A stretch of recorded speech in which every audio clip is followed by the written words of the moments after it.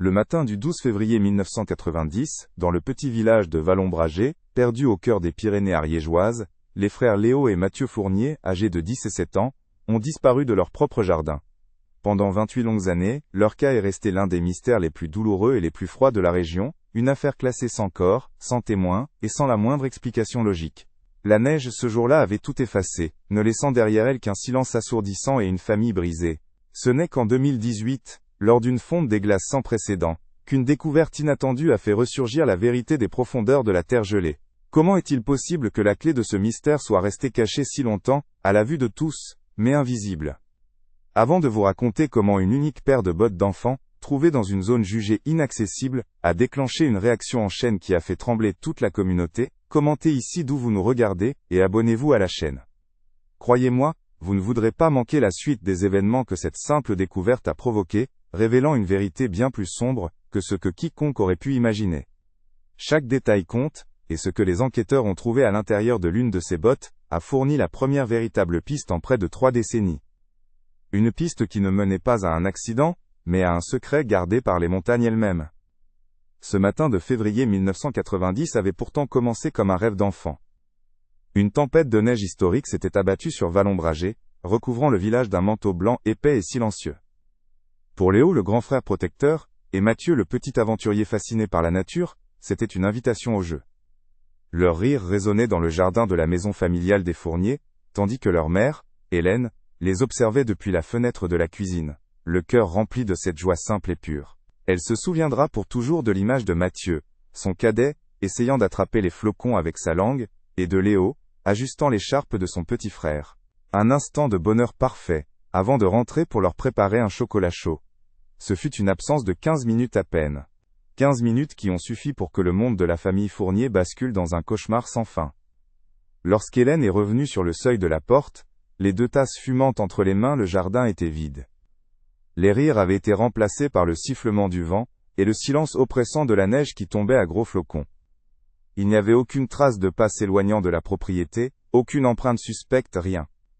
Juste la neige, immaculée et cruelle, qui continuait de tomber, comme pour sceller le secret de leur disparition. La panique initiale, les appels de plus en plus désespérés de leur père, Jean, se sont heurtés à ce mur blanc et infranchissable. Les garçons s'étaient volatilisés. L'alerte a été donnée immédiatement. Le sergent de la gendarmerie locale, un homme expérimenté à quelques mois de la retraite, a mobilisé tout le village. Pendant des jours, des dizaines d'hommes et de femmes ont bravé le blizzard, sondant la neige épaisse, inspectant chaque recoin de la forêt avoisinante, chaque grange, chaque abri.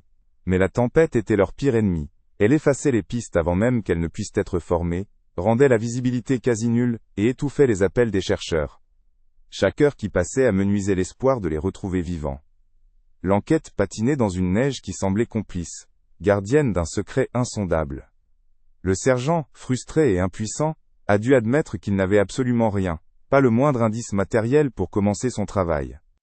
Pour Jean et Hélène Fournier, les jours qui ont suivi se sont transformés en une torture psychologique insoutenable. L'espoir initial, fiévreux et désespéré, a lentement laissé place à une agonie silencieuse. Hélène refusait de croire à l'impensable, s'accrochant à l'idée qu'ils reviendraient, laissant leur chambre intacte pendant des années, comme une chapelle dédiée à leurs souvenirs. Jean, quant à lui, s'est muré dans un silence de plomb, le regard perdu, consumé par une culpabilité qui ne le quitterait jamais. La maison, autrefois pleine de vie et de rire, est devenue un sanctuaire de douleur. Le silence dans les couloirs était plus assourdissant que n'importe quel cri. La communauté, d'abord solidaire, a commencé à chuchoter, et le poids du non-dit s'est ajouté à celui du deuil impossible. Les semaines sont devenues des mois, puis des années. L'affaire Fournier est devenue une légende locale, une histoire que l'on racontait aux enfants pour leur faire peur de la forêt en hiver. La gendarmerie a officiellement classé le dossier, la thèse de l'accident étant la seule plausible, bien qu'insatisfaisante. On imaginait que les 2 frères s'étaient aventurés trop loin, qu'ils avaient été surpris par une avalanche, ou qu'ils étaient tombés dans une crevasse cachée par la neige. Une explication rationnelle pour un événement qui défiait toute logique. Pourtant, pour Hélène et Jean, cette conclusion n'a jamais apporté la paix. Comment 2 enfants pouvaient-ils disparaître de leur propre jardin, un espace clos et familier, sans laisser la moindre trace? Cette question a continué de hanter leur nuit, année après année. La vie à Vallombragé a repris son cours, mais une ombre persistait. La famille Fournier était devenue le symbole vivant d'une tragédie non résolue. Jean et Hélène vieillissaient, leur douleur s'étant transformée en une résignation lasse mais toujours à vif. Ils voyaient les amis de leur fils grandir, se marier, avoir leurs propres enfants, chaque étape de la vie des autres étant un rappel brutal de tout ce qui leur avait été volé. Le village, tout en partageant leur peine en surface, avait aussi appris à vivre avec ce mystère. Certains évitaient le regard des Fournier, ne sachant que dire. D'autres, avec le temps, avaient développé leurs propres théories, parfois cruelles, murmurées à voix basse, allant de l'enlèvement par des étrangers de passage à des soupçons plus sombres et inavouables. Au fil des ans, quelques pistes ont ravivé de faux espoirs. En 1998, un touriste a cru reconnaître Léo sur une photo prise en Italie. L'Interpol a été alerté, une enquête a été menée, mais il s'agissait d'une erreur. 5 ans plus tard, un médium a contacté la famille, affirmant savoir où les corps se trouvaient, les envoyant sur une piste macabre et infructueuse qui n'a fait que raviver leur souffrance. Chaque nouvelle information, chaque appel anonyme, était une nouvelle vague d'espoir, suivie d'une chute encore plus brutale dans le désespoir. Jean et Hélène ont fini par se protéger de ces intrusions, se refermant encore plus sur eux-mêmes. Le monde extérieur ne leur apportait que de la douleur, et la vérité semblait s'être enfouie pour toujours sous des couches de temps et d'indifférence. Puis, près de 3 décennies plus tard, la nature elle-même a décidé de parler. Le printemps 2018 a été marqué par une vague de chaleur exceptionnelle dans les Pyrénées, provoquant une fonte des neiges et des glaces d'une rapidité et d'une ampleur jamais vues. Un petit glacier permanent, situé dans une zone reculée et escarpée de la forêt, à plusieurs kilomètres de Vallombragé, a commencé à reculer, révélant des parcelles de terre qui n'avaient pas vu la lumière du jour depuis des siècles. C'est dans ce décor de fin du monde, où la Terre semblait rendre ce qu'elle avait gardé, qu'une jeune biologiste nommée Clara, qui étudiait l'impact du changement climatique, allait faire une découverte qui allait tout changer. Elle n'était même pas née en 1990. Clara, sans le savoir, tenait entre ses mains le premier fil d'une pelote qui avait commencé à s'en mêler 28 ans plus tôt. Mais avant que sa découverte ne vienne briser le silence, l'enquête sur la disparition des frères Fournier était devenue le symbole même de l'échec et de l'impuissance. Après des semaines de recherches infructueuses dans des conditions dantesques, le sergent de la gendarmerie avait dû se rendre à l'évidence. Il n'y avait rien. Pas un bout de tissu, pas une empreinte qui ait survécu à la tempête, pas un témoignage cohérent. L'affaire fut officiellement classée comme « disparition inquiétante non élucidée », une formule administrative froide, pour décrire une tragédie brûlante. Le dossier, épais de rapports vides et d'hypothèses invérifiables, a pris la poussière sur une étagère, rejoignant la longue liste des mystères que la montagne garde pour elle. Pour Hélène et Jean, le classement de l'affaire n'a rien changé, leur enquête à eux ne s'est jamais arrêtée. Chaque jour était une nouvelle recherche, non pas dans la neige, mais dans les méandres de leur propre mémoire, dans les visages des inconnus croisés en ville. Hélène a transformé la chambre des garçons en un mausolée. Les jouets restaient à leur place. Les lits étaient faits chaque matin, comme si Léo et Mathieu allaient rentrer d'une minute à l'autre. Jean, lui, a choisi le silence. Il a cessé de parler de ses fils, mais leur absence criait dans chacun de ses gestes. Il passait des heures à arpenter le jardin, le regard fixé sur l'endroit exact où il les avait vus pour la dernière fois, comme s'il espérait que la terre elle-même lui rende une réponse. La maison Fournier est devenue une île de chagrin au milieu d'un village qui, lentement, voulait tourner la page.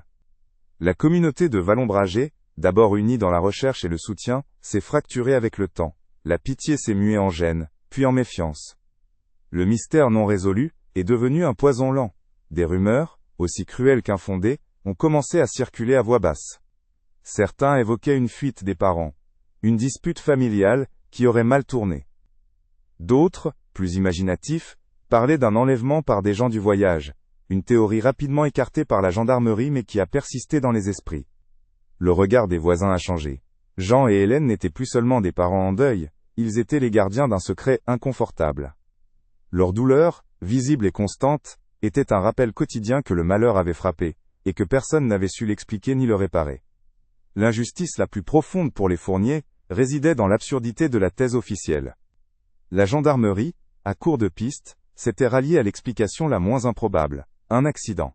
Les garçons se seraient aventurés dans la forêt malgré la tempête, auraient glissé dans une crevasse, ou auraient été emportés par une petite avalanche locale. Mais cette théorie se heurtait à un obstacle de taille, le bon sens. Léo était un enfant prudent, presque trop mûr pour son âge. Il n'aurait jamais laissé son petit frère s'éloigner de la sécurité du jardin dans de telles conditions. De plus, le jardin était clôturé. Pour en sortir, il aurait fallu ouvrir un portillon dont le loquet était trop haut pour Mathieu.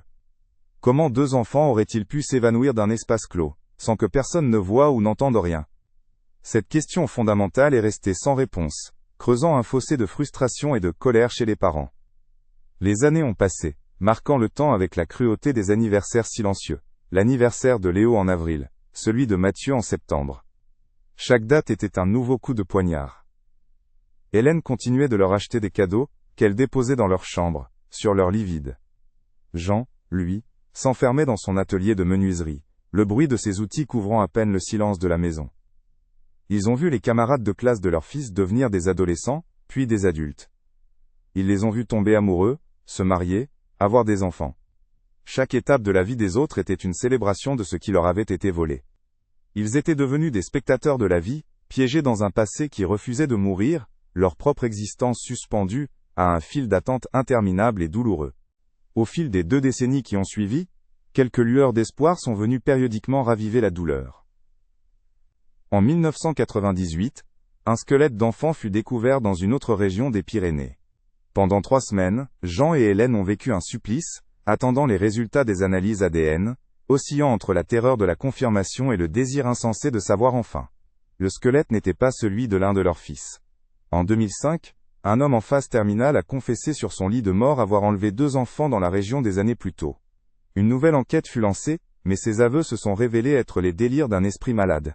Chaque fausse piste était une nouvelle blessure, une montée d'adrénaline suivie d'une chute encore plus profonde dans l'abîme du désespoir, les laissant un peu plus brisés et méfiants à chaque fois. Finalement, le temps a fait son œuvre. L'affaire Fournier est devenue une note de bas de page dans les archives criminelles de la région. Le sergent qui avait mené l'enquête initiale était décédé depuis longtemps, emportant avec lui le regret de cet échec. Une nouvelle génération avait grandi à Vallombragé, pour qui l'histoire des frères disparus n'était qu'une légende effrayante, un conte d'hiver pour faire peur aux enfants. Jean et Hélène étaient maintenant des vieillards, leurs visages creusés par une vie de chagrin. L'espoir avait cédé la place à une résignation lasse. Ils ne s'attendaient plus à des réponses, seulement à la paix de la fin. Le mystère semblait destiné à être enterré avec eux, scellé pour toujours par le silence des hommes et l'indifférence de la montagne. Ils ne se doutaient pas que la nature, après avoir été complice de la disparition, s'apprêtait à devenir l'instrument de la vérité. Et puis, le printemps 2018 est arrivé, apportant avec lui une chaleur anormale, presque violente, qui a commencé à ronger les neiges éternelles des Pyrénées, avec une voracité inédite. Un petit glacier, niché dans une combe reculée et jugé inaccessible, un lieu que même les chasseurs les plus aguerris évitaient, a commencé à se retirer.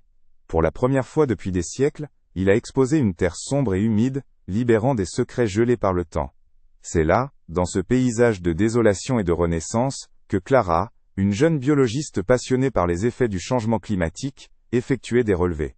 Elle n'était même pas née lorsque les frères Fournier avaient disparu, et leur histoire n'était pour elle qu'une vague légende locale, un murmure du passé. Ce jour-là, Clara n'était pas à la recherche de réponses à un vieux mystère, mais de données scientifiques. Penchée sur ses instruments, elle a remarqué une forme inhabituelle, une couleur qui ne correspondait pas à la roche ou à la terre. C'était un objet en cuir sombre, à moitié enfoui dans la boue glacée.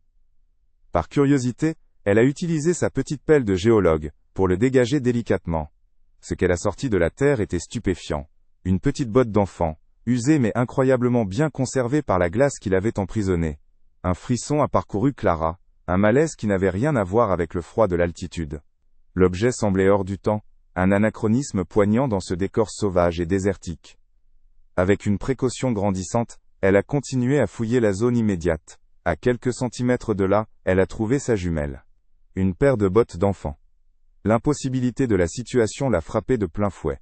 Comment ces objets avaient-ils pu arriver ici? Cet endroit se trouvait à plus de 10 km de Vallombragé, à travers un terrain accidenté, des pentes abruptes et des forêts denses. Aucun enfant, et encore moins 2 jeunes garçons en plein blizzard, n'auraient pu survivre à un tel périple. La thèse de l'accident, celle d'enfants s'égarant dans la neige, venait de voler en éclats. Ces bottes n'étaient pas arrivées là par hasard. Elles avaient été apportées. La découverte de Clara n'était plus une simple curiosité.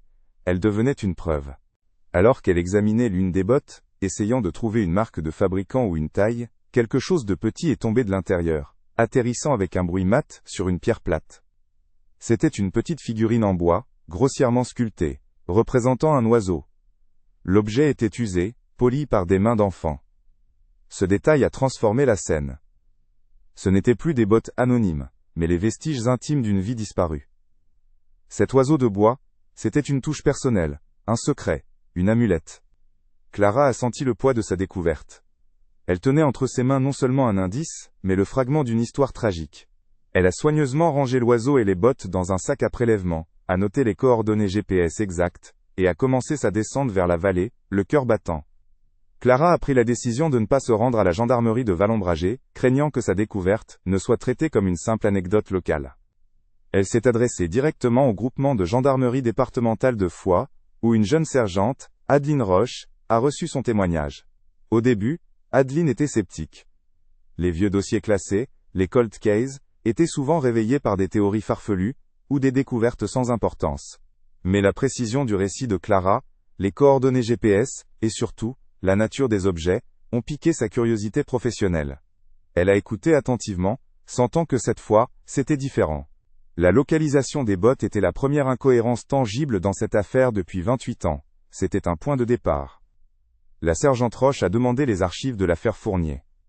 On lui a apporté une boîte en carton épaisse, couverte de poussière, un sarcophage de papier contenant la douleur d'une famille, et l'échec d'une enquête.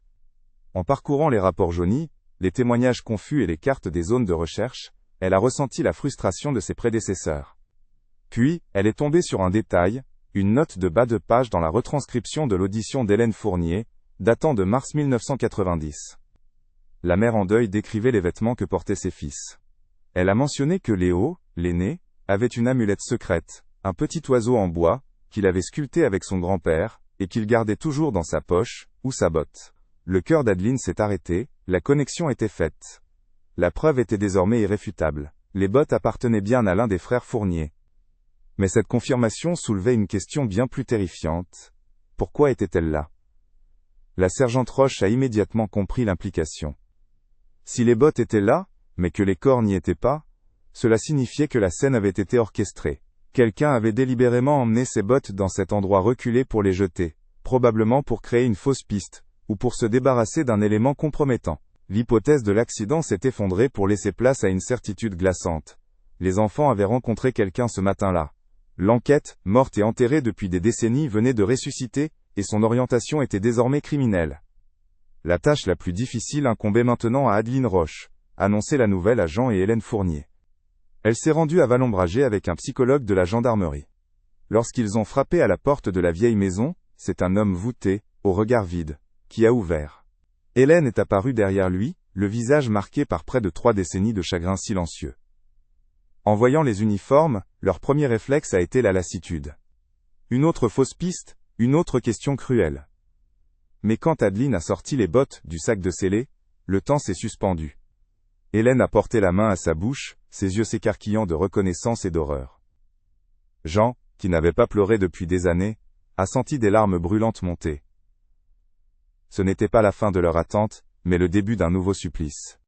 La découverte a provoqué une onde de choc qui a dépassé la famille Fournier, et s'est propagée dans tout Vallombragé. Le mystère que le village avait appris à ignorer, à recouvrir de silence et de routine, était de retour, plus vif, et plus menaçant que jamais. Les médias nationaux se sont emparés de l'affaire, et des journalistes ont afflué, brisant la tranquillité feinte de la communauté. Les vieilles rumeurs ont refait surface, mais cette fois, elles étaient teintées d'une nouvelle peur.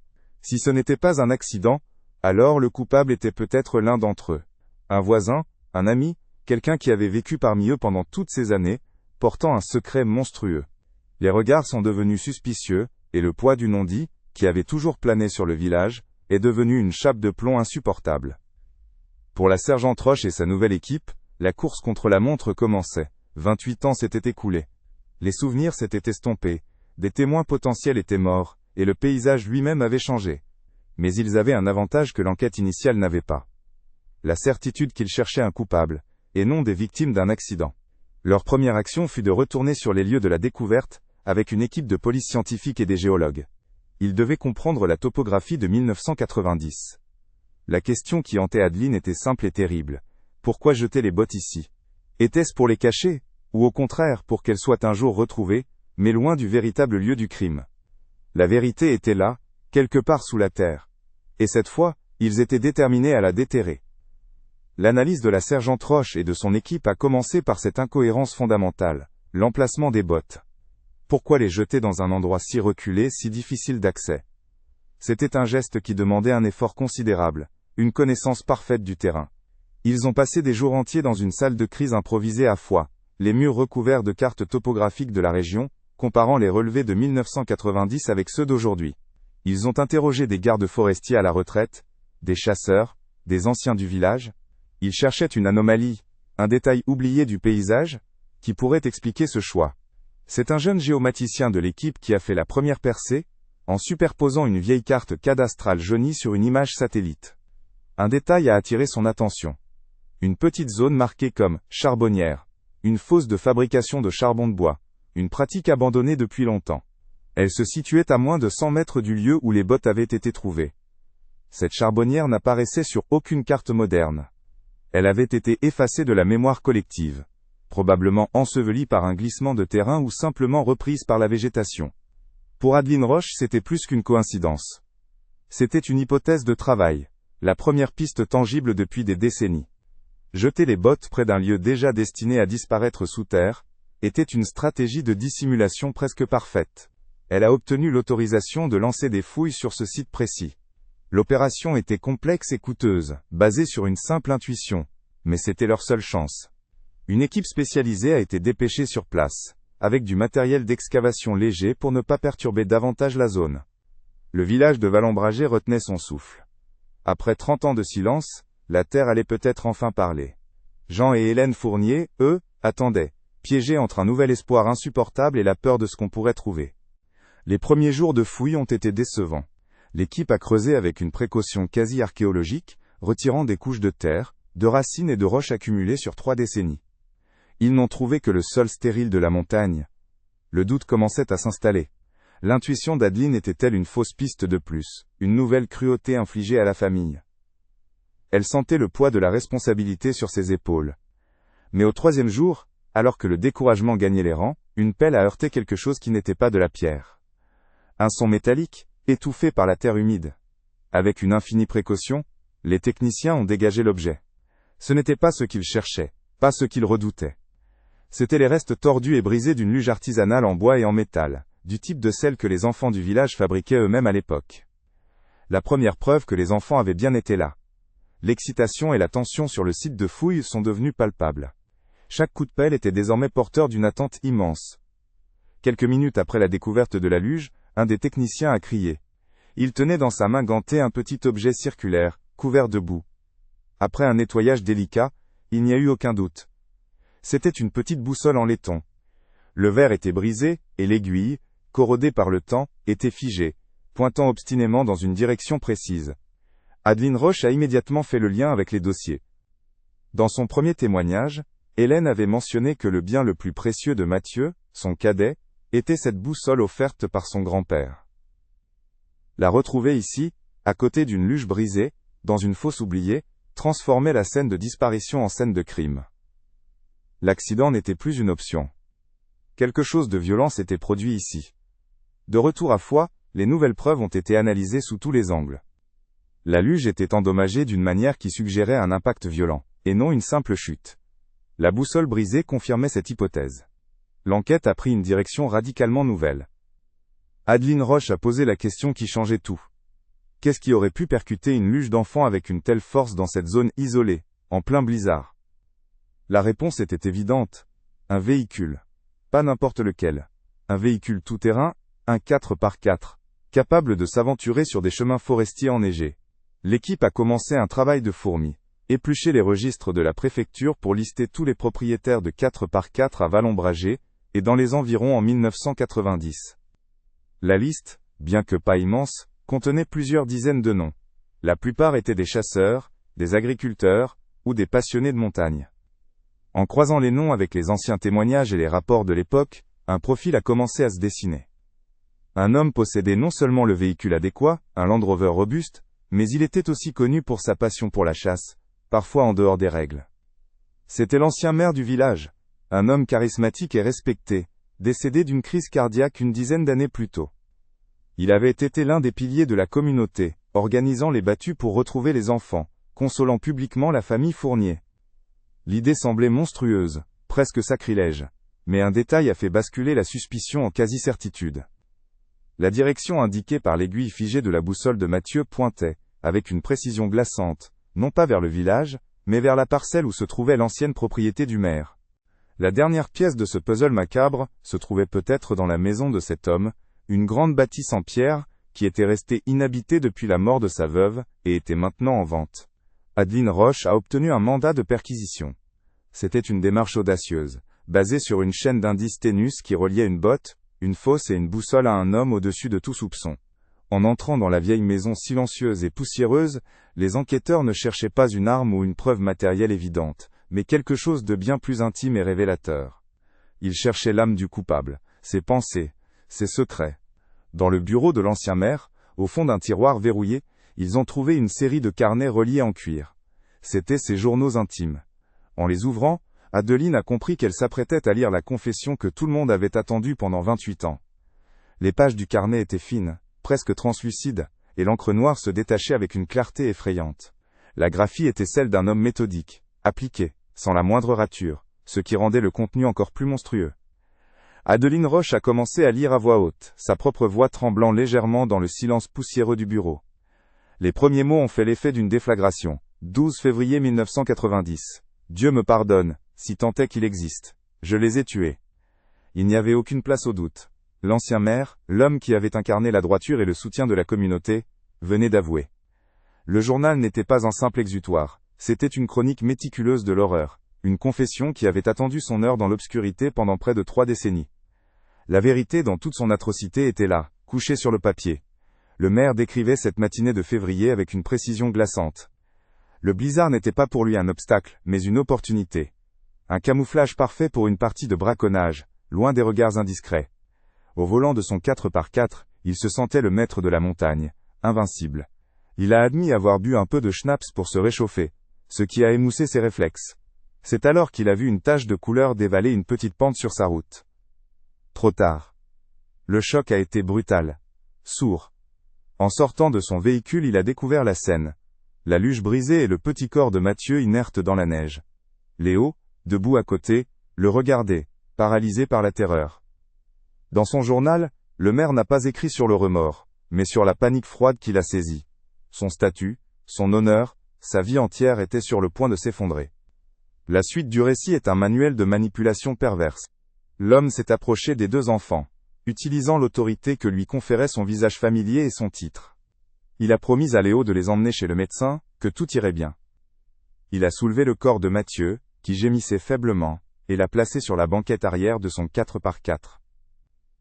Léo, confiant et désespéré de sauver son petit frère, est monté à ses côtés sans la moindre hésitation. Le journal décrit ce moment avec un détachement terrifiant. Le grand m'a cru. Les enfants croient toujours les adultes qu'ils connaissent. Le véhicule n'a pas pris la direction du village, mais s'est enfoncé plus profondément dans la forêt, s'éloignant de tout secours possible. Le piège venait de se refermer sur les 2 frères, scellés par la confiance d'un enfant de 10 ans. Le point de non-retour a été atteint quelques minutes plus tard. Mathieu a cessé de gémir. Le silence dans le véhicule est devenu absolu. Le maire a écrit qu'il a vérifié le pouls du petit garçon et n'a rien senti. C'est à cet instant que sa panique s'est transformée en une résolution de prédateur. Mathieu était mort. Mais Léo, lui, était vivant. Léo avait tout vu. Il était le témoin. Le seul lien entre le notable respecté et la mort d'un enfant. Dans son carnet, il a rationalisé l'impensable. Je ne pouvais pas le laisser parler. C'était sa vie ou la mienne. La mort accidentelle de Mathieu venait de donner naissance à un projet de meurtre. Le maire a continué de conduire, cherchant désormais non plus une issue, mais l'endroit parfait pour faire disparaître le dernier vestige de son crime. Un enfant de 10 ans. Sa connaissance intime de la montagne lui a servi d'arme. Il a conduit jusqu'à l'un des secteurs les plus isolés et les plus dangereux, un lieu où il savait que personne ne s'aventurerait avant le dégel. Là, il a forcé Léo à descendre de la voiture. Le journal décrit la scène avec une cruauté insoutenable. Il a arraché les bottes des pieds de l'enfant. Pour que ça ressemble à un accident, a-t-il écrit. Un enfant perdu, épuisé, qui finit par succomber au froid. Il a abandonné Léo, en pleurs, pieds nus dans la neige, et a démarré en trombe, le laissant seul face au blizzard, et à une mort certaine. L'image de ce petit garçon, le protecteur, trahi et condamné par l'homme qui était censé le sauver, est la page la plus insupportable de ce journal de l'horreur. Il n'a pas tué Léo de ses mains, il l'a livré à la montagne pour qu'elle finisse le travail.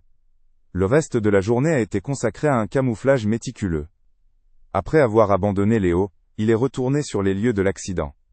Il a transporté le corps sans vie de Mathieu jusqu'à la vieille charbonnière, un trou qu'il savait destiné à être oublié.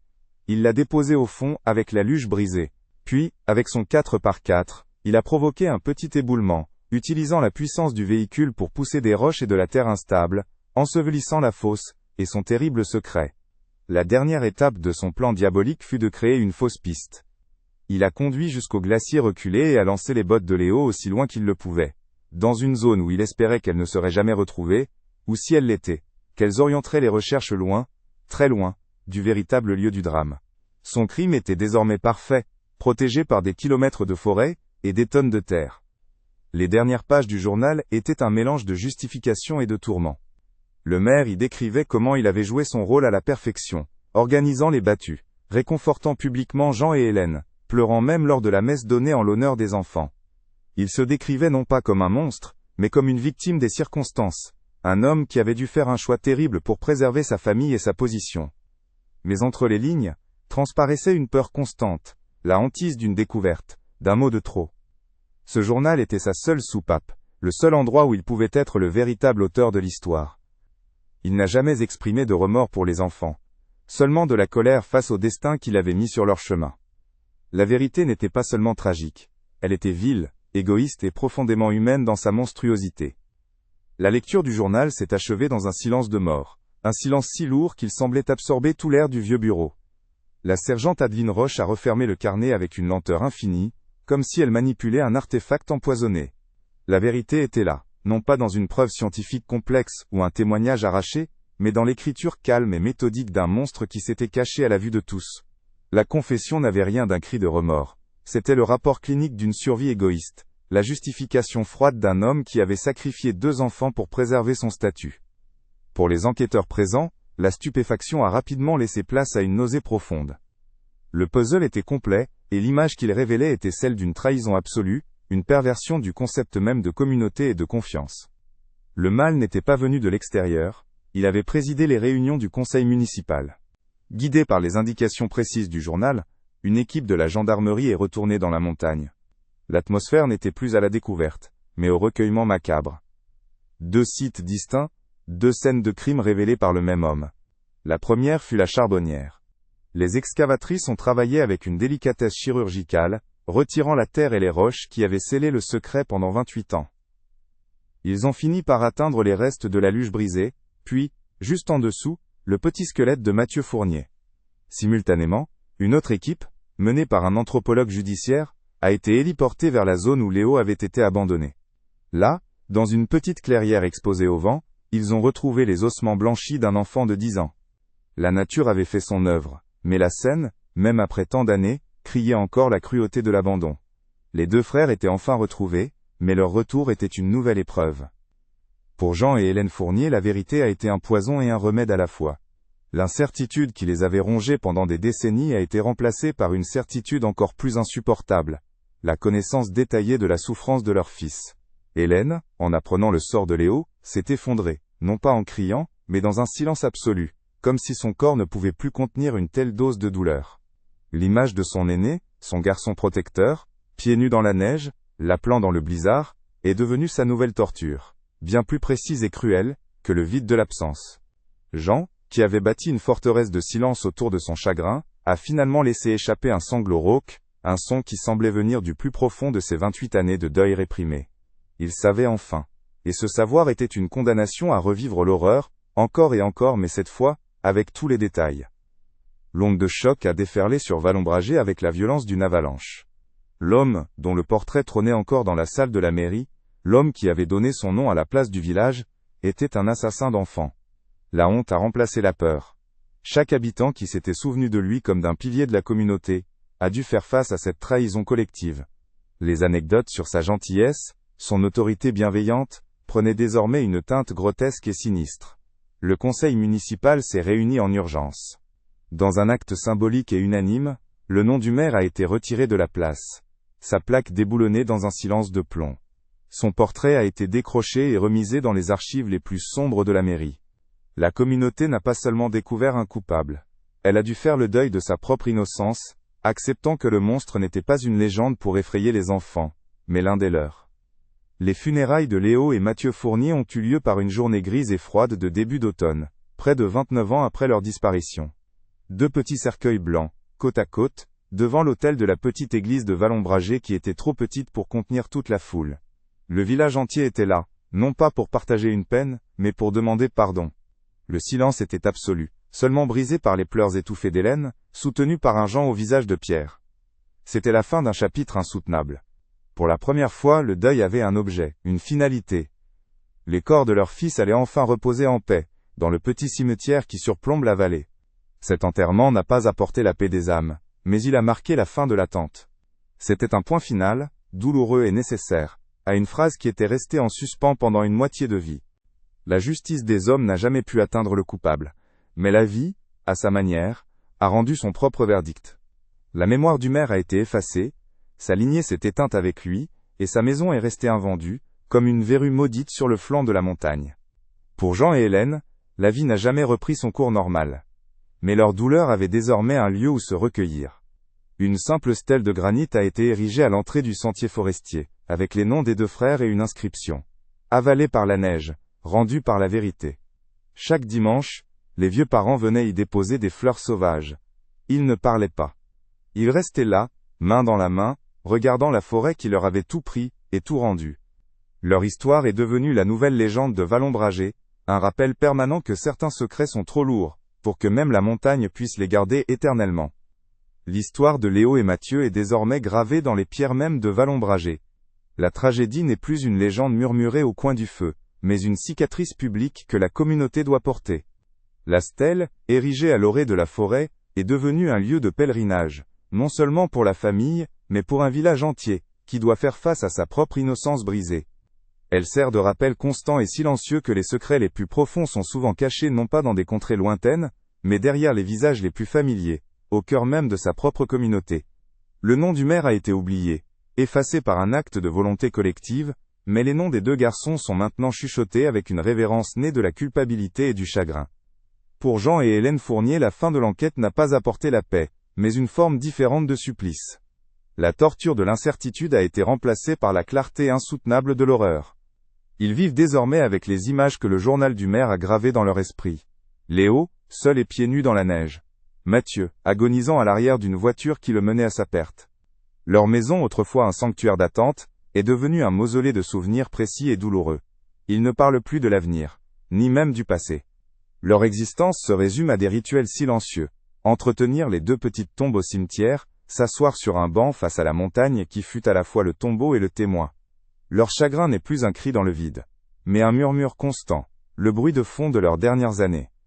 L'affaire Fournier est finalement devenue une parabole, sur la patience de la vérité.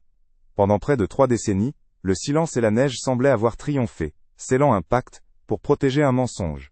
Mais la nature, qui avait été l'instrument du crime, est aussi devenue l'agent de la révélation. La chaleur qui a fait fondre le glacier a agi comme une conscience planétaire, refusant que l'oubli ait le dernier mot. C'est la leçon la plus profonde et la plus troublante de cette histoire. Ce jour-là, Vallombragé a appris que si la neige